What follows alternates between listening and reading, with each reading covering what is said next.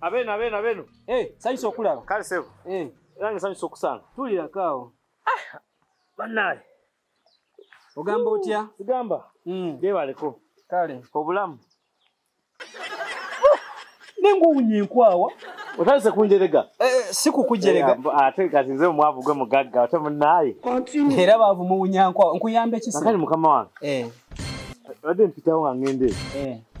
Ninengera kapande ka looni. Mwana okyuma. Anti kampite mu byanguwa. Yangu ogende. Kakati. Olabye looni nga tena neetagga looni. Oyagala looni? Mwatunga balooni. Oyagala looni ya sente mmeka? Asagala sente. Anti ndabyeko mugaba sente, mugaba buli kimu.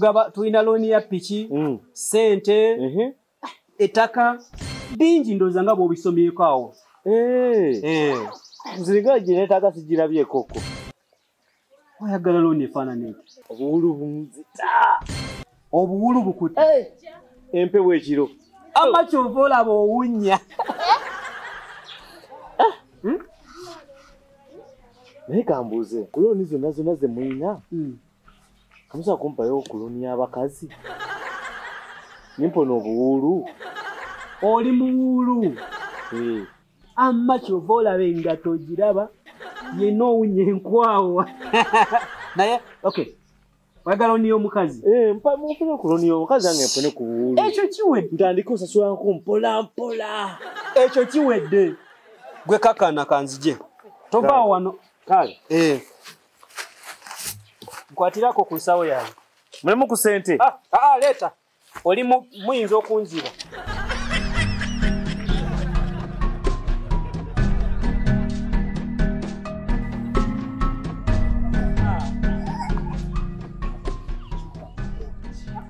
Kuno.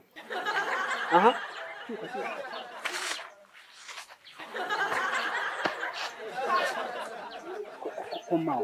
Lekera. Ono omulaba. Mutunuulire bulungi, mwetegereze bulungi. Naye tomukwatako kuba tunabasasula. Sokosembere wano. Ono alimu miliyonezi buli mwezi.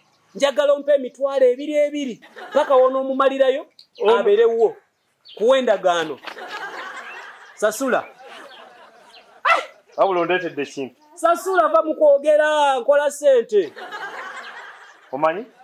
Wako deposit. Leeta.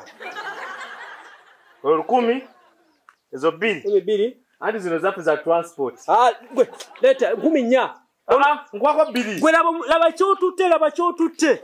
Ate kati gwe olabe mu. Kati zino transport. Baba soko olindeko.